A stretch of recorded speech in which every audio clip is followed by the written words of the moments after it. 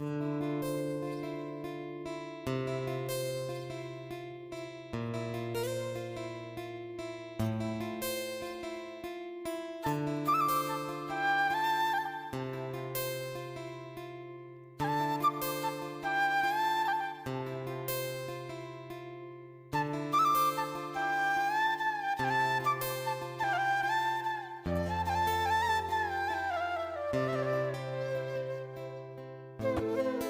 Morning, শুভ সকাল। কেমন আছো সবাই?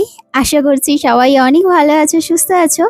তো সকাল থেকেই দেখো নতুন একটা ভ্লগ নিয়ে তোমাদের সবার সামনে হাজির হলাম। আশা করছি তোমাদের আমার এই সাদামাটা জীবনে সাদামাটা একখানি ভ্লগ তোমাদের ভালো লাগবে। যদি ভালো লেগে থাকে তাহলে অবশ্যই কমেন্ট করো, লাইক করো, আর ভিডিওটা শেয়ার করতে ভুলো না। আর যারা নতুন তারা অবশ্যই সাবস্ক্রাইব করতে ভুলো না।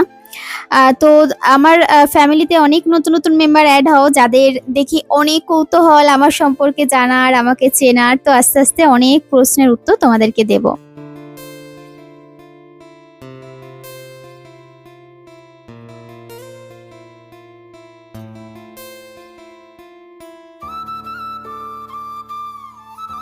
সংসারের কাজ এবার জোর কদমে শুরু করলাম। সকালবেলা উঠে বেশিরভাগ টাইমটাই তো বরের পেছনে চলে যায়। তো ওকে স্নান করানো, ঘরে নিয়ে আসা, এইটুকুনি সময় যদি আমার চলে যায়, তারপরে বাকিটুকুনি সময় আমি আমার সংসারকে দিতে পারি।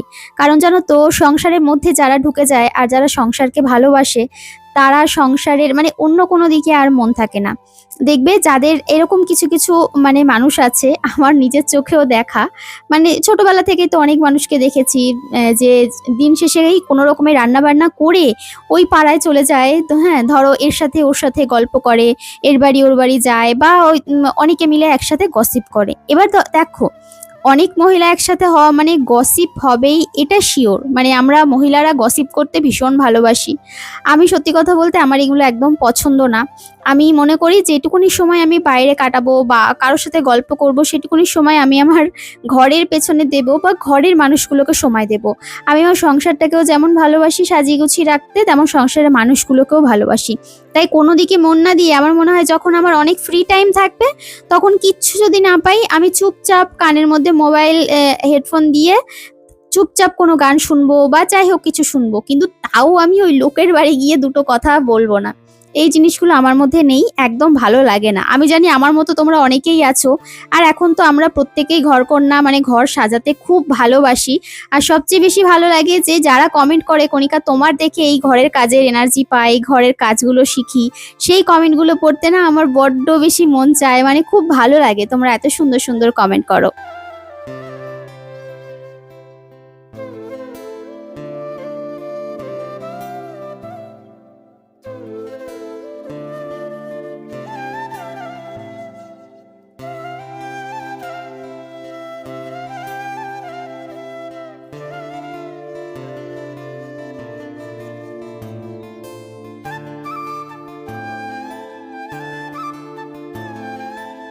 ওই যে কথাই বলে না, কি সর্বনাশের মাথায় বাড়ি, এরকম একটা ব্যাপার আছে। ঠিক আমাদের অবস্থাও হয়েছে তাই।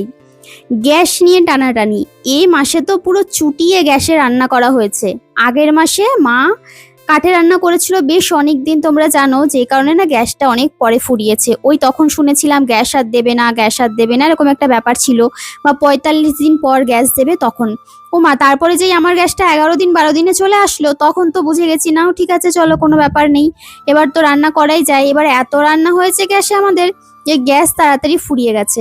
এবার অগত্যা কি করা যাবে, কোনো কিছু করার নেই। এদিকে দেখো নিচে আসলাম, নিচে বসেই চাটা করে নিলাম। কারণ এই গ্যাসটা না খুব বেশি নেই যে আমি আবার ওপরে নিয়ে যাব। ওপরে টেনে নিতে গেলে আবার নতুন সিলিন্ডার সেই নিচেই লাগাতে হবে, আবার ওপরেটা ফুরালে আবার।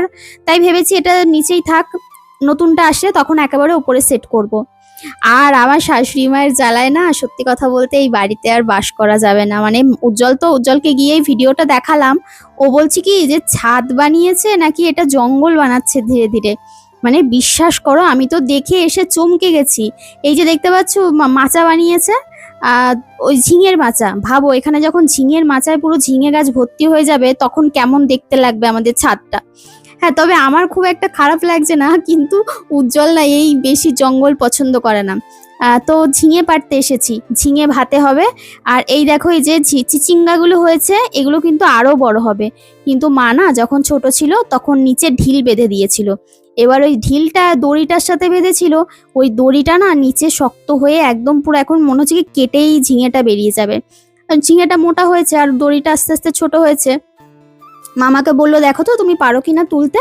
তো ছিঁড়তে তো আমি চেষ্টা করলাম, কাটতে গেলে কাটতে হবে আর কাটতে গেলে ঝিঙে কেটে যাবে। যাই হোক, কিছু করার নেই।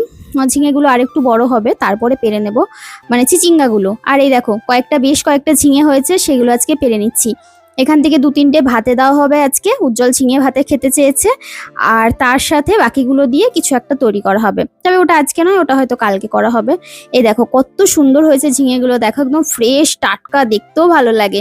আর এইটা হচ্ছে আমাদের 3তলার ছাদ বাগান।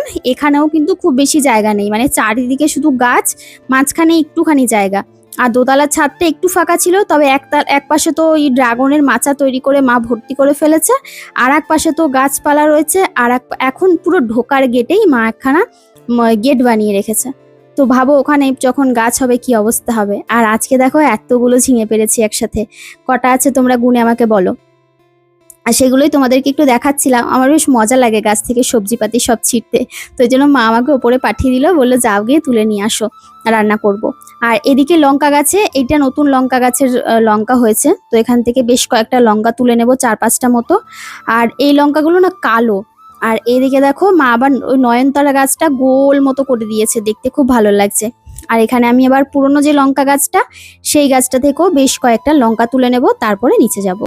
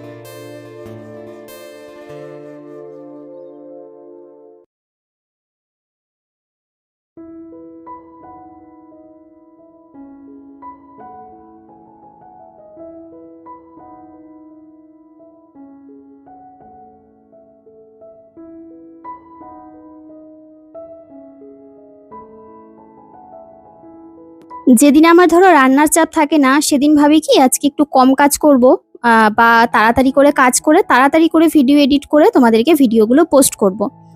তো সেই দিন না আমার যেন কাজের ধুম লেগে যায়, মানে কাজ যেন আমাকে ডাকে হাত নাড়িয়ে, যে আয় আমাকে এই কাজগুলো কর। এই দেখো এইগুলো কিন্তু এক্সট্রা কাজ, এগুলো আমার কোনো কাজের মধ্যেই পড়ে না। এই দরজাগুলো কি মনে হলো তাকিয়ে থাকলাম, তাকিয়ে থেকে এদিক ওদিক ঘুরছিলাম, মানে চোখগুলো এদিক ওদিক ঘুরে কোন কাজটা বাকি আছে। তারপরে প্রত্যেকটা দরজায় মুছে দিচ্ছি। হ্যাঁ, তবে এই কাজগুলো করা ভালো, আমাকে একটু জানিও তো, আমি তো জল দিয়ে মুছি। আর কলিন দিয়ে মুছলে না প্রচুর কলিন খরচা হয়, এত কলিন কে কিনে পারে বলো তো, আমাকে জানিও যে চকচক করবে বেশ, কি দিয়ে মুছলে চকচক করবে, আর খরচাপাতিও কম হবে, এই হচ্ছে বড় ব্যাপার। আর জল দিয়ে মুছলে তো আমি ভাবি জল দিয়ে মুছলে না কেমন একটা ছোপ ছোপ থেকেই যায়, তুমি যতই শুকনো করে মোছো না কেন। আমি ওই জল মানে কাপড়, যে কোনো কাপড় ভালো করে নিংড়ে তারপরে কিন্তু মুছি। কিন্তু যখন মোছা হয়ে যায়, শুকিয়ে যায়, তখন দেখা যায় কি একটা ছোপ ছোপ ব্যাপার থেকে যায়। সবকটা মানে 4টে দরজায় মুছে দিলাম।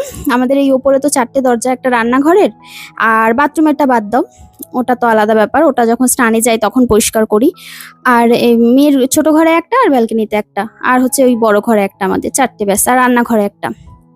তো সবকটাই মুছে দিলাম। আর এবার এই ব্যালকনিতে আসলাম, ব্যালকনিতে এসে ব্যালকনির এই জায়গাগুলো একটুখানি মুছে দিচ্ছি, কারণ জল দেওয়া হয়, এবার ওই মাটি না একটু একটু পড়ে। কোন এক টব ধরো ওপরে যে টবগুলো ঝোলানো রয়েছে, ওই টবগুলো না ওই জল যখন দিই, 2-1টা টব নিচে এত বড় মানে সে জায়গা, মানে এমন ভাবে জল পড়ে যেন মাটি শুদ্ধ একদম চুইয়ে চুইয়ে জল পড়ে। তো স্বাভাবিক মাটি একটু হয় কাদামাটি, তো তারপরে আবার মুছে নিই, পরিষ্কার করে নিই, তো একটু তো হবেই, নোংরা কিছু করার নেই। তারপরেও বেশ গাছ ভালো লাগে, পছন্দ করি, ওই জন্যই রাখা। না হলে হয়তো বাড়িতে একদম পরিষ্কার পরিচ্ছন্ন করে রেখে দিতাম, মানে ক্লিয়ার, যে গাছপালা কিছুই থাকবে না, একদম ক্লিয়ার ঘর বাড়ি।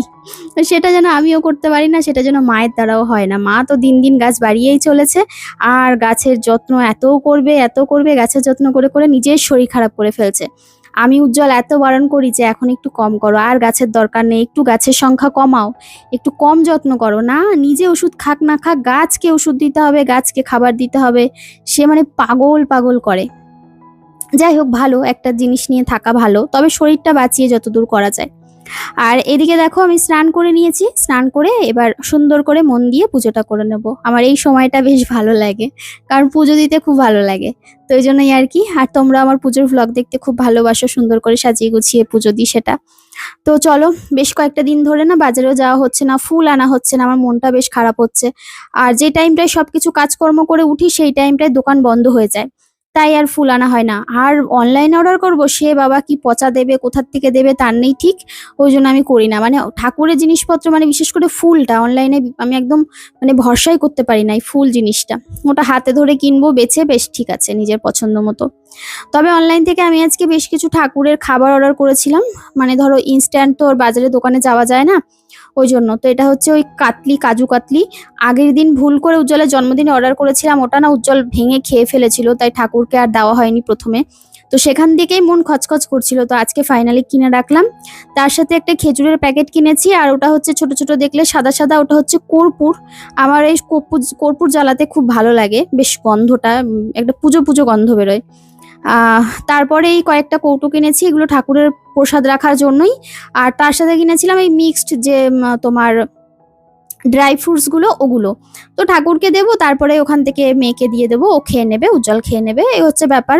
তো এবার না কৌটোগুলো সব মুছে নিচ্ছি, মুছে আর সুন্দর করে মুছে নিয়ে তারপরে সমস্ত কিছু ঢেলে শুধু কাজু কাতলিটা আর এই খেজুরটা দেখলাম যে ফ্রিজে রাখতে হবে, কারণ এগুলো না ফ্রিজ থেকেই দিয়ে গেছে, বুঝতে পারছি ঠান্ডা পুরো। আর ড্রাই ফ্রুটস যেটা, ওটা বাইরে রাখলে অসুবিধে নেই। ও আর একটা জিনিস নিয়েছিলাম, ওটা হচ্ছে ওই বড় বড় যে চিনিগুলো হয় না, কি চিনি বলে ওগুলোকে, ওই চিনিটা। তো ওই চিনিটাও কিছুটা অর্ডার করেছিলাম আর কি। তো ওটা আবার একটা আলাদা কৌটোর মধ্যে রেখে দেবো, মানে যখন যেটা দরকার বা আর কি অসময় সঙ্গী হিসাবে থাকবে ঘরে।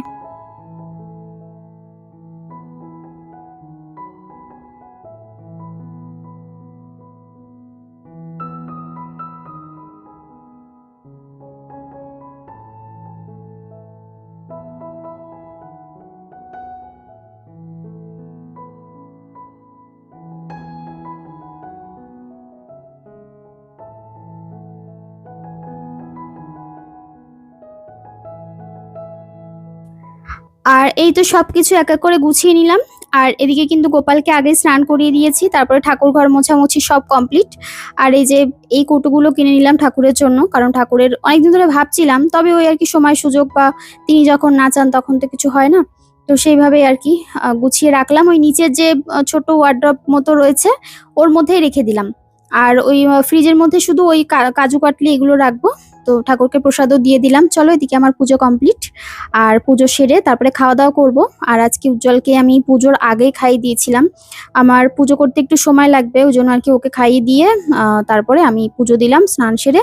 আর এবার পুজো টুজো দিয়ে তারপরে কিন্তু আমি খাবো।